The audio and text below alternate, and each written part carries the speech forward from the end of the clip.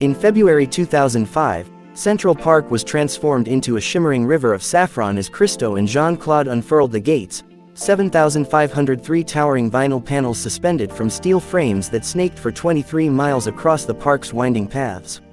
The temporary installation was decades in the making, finally bringing to life a vision the artists had first proposed in 1979, and it split New York City down the middle.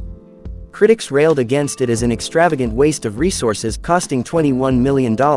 fully funded by the artists, and a jarring, visually aggressive intrusion on Olmsted and Vaux's carefully crafted natural landscape, arguing its bold, uniform color and industrial structure clashed with the park's organic beauty.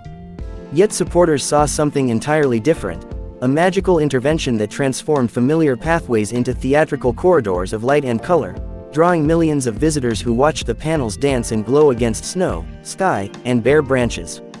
For 16 days, the gates turned one of the world's most beloved green spaces into a living canvas, sparking fierce debate about where art ends and nature begins, and proving that even temporary works can leave a permanent mark on how we see our surroundings.